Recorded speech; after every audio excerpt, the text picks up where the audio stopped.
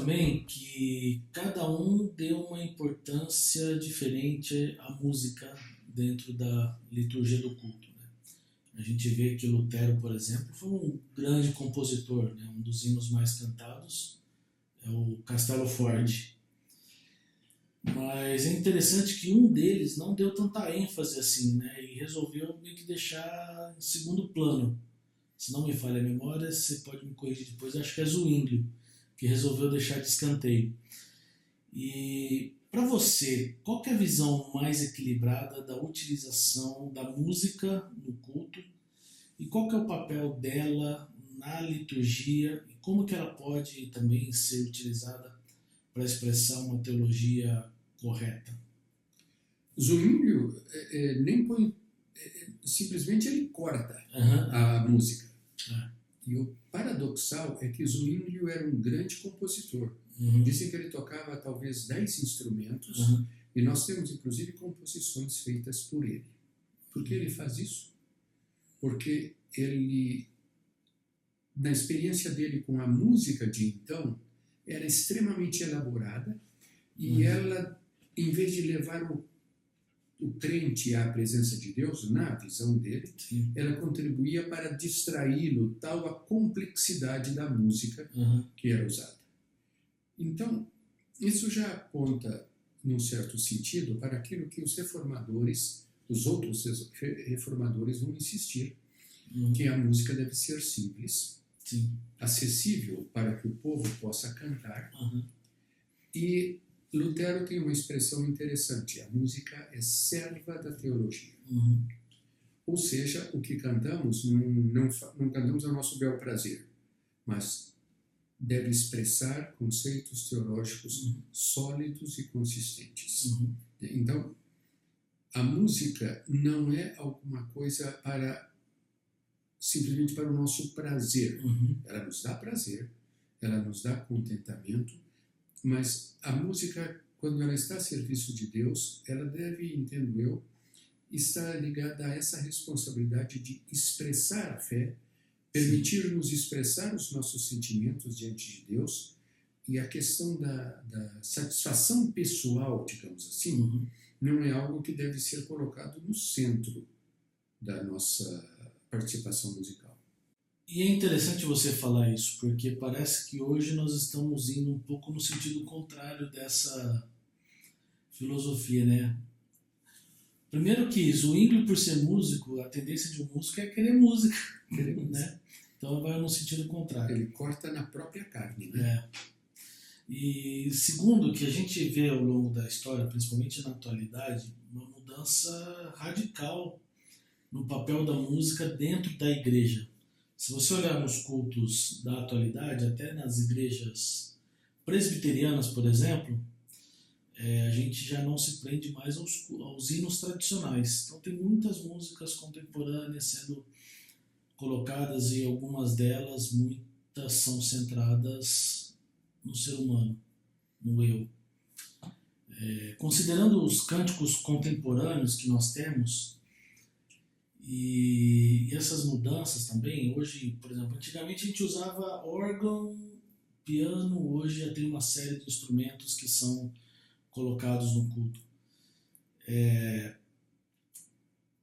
Considerando também a questão das letras que nós temos hoje, quais são os problemas que você tem visto ao adotar músicas dentro do culto? Primeiro, deixa eu só... Você me fez muitas perguntas. Hoje nós temos os hinos tradicionais que estão sendo abandonados para a introdução de músicas contemporâneas. Muitas delas são bonitas, são músicas bíblicas. O outro é a introdução de instrumentos e abandono, por exemplo, do órgão, do piano. E também letras que hoje já estão mais centradas no eu e não em quem Deus é. Eu considero que uma das coisas mais importantes na escolha do que cantar é primeiro o exame da letra, o exame do texto. E aí o que nós... Vamos falar. Não sei se um achatamento ou uma limitação do material que temos nos cânticos. Uhum. Por exemplo, agora foi 7 de setembro, dia da Pátria, e independentemente de qualquer das nossas posições ideológicas com respeito ao que está acontecendo no Brasil, nós somos chamados, pela própria palavra de Deus, a interceder pelos governantes. Sim. Eu não tenho noção de muitos cânticos que estejam dirigidos para este fim. Nós temos um antigo, por nossa pátria oramos, a ti, bondoso Deus, qual há uma oração muito profunda em favor da pátria. Mas os cânticos, digamos, da linha gospel, eu não encontro. Eu encontro e tenho encontrado cânticos feitos por outros compositores, não tanto desta linha, que tratam deste assunto.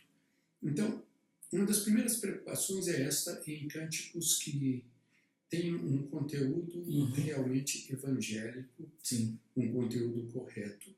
E aí, a falta do uso do inário, no meu entender, faz com que diversas experiências profundas, experiências espirituais, não estejam sendo expressas pelo crente. Quando você canta que segurança tem em Jesus, você está fazendo uma afirmação de fé. Quando você canta que bondoso amigo é Cristo, você está olhando para Ele e reconhecendo que você pode levar a Ele as suas dores, as suas mágoas. E o hino todo está neste enfoque. Nós temos cânticos que essa questão de levar a Deus os nossos problemas é uma frase. E o resto fica no Senhor, nós te louvamos, te louvamos, te louvamos, aleluia, aleluia, aleluia, tu és grande. Nada contra que nós olhemos para Deus e para a grandeza de Deus. Mas há toda uma diversidade de experiências que está sendo ignorada. Inclusive a experiência da tristeza. Né? Lutero tem um hino que, baseado no Salmo 130, que na tradução em português começa do fundo abismo clamo. E então estas dimensões faltam em muitos dos nossos cânticos. O uso de outros instrumentos em si, eu não vejo um problema maior. O meu problema é que nós vivemos na cultura do volume alto. E eu repito e insisto, minha opinião, deve ser a de algumas outras pessoas, que o melhor instrumento musical que Deus criou foi a voz humana. Então, é a voz humana que tem que preponderar. Há ocasiões em que você está num recinto, num templo, e os instrumentos e as caixas de som estão com um volume tal que você não sabe se o povo está cantando ou não. Então, esta distorção, esta cultura do alto volume, é um dos elementos que, no meu modesto entendimento, é um dos maiores impedimentos para um culto sincero, puro e santo. Uma das coisas mais bonitas no louvor é quando os músicos param de cantar e deixam a igreja cantar. Uma das coisas mais belas que tem é você parar e ver aquele coral de vozes de centenas de pessoas cantando. Acho esplêndido. Uma das coisas que eu aprendi ao longo dos anos é que a música dentro da igreja ela é serva. Ela não é protagonista. Não sei se você concorda, mas eu vejo que nós estamos ali para servir a igreja e fazê-la cantar. Eu gravei até um podcast há uns 2 meses atrás com o Rodolfo Seifert. É uma banda que tem uma banda do Palavra Encanto. E ele fala que a principal pergunta que um ministro de louvor deve fazer no final é: a igreja cantou? A igreja participou? Porque ele falou assim: se a igreja não participar, acabou. Você não fez o papel de ministro de louvor.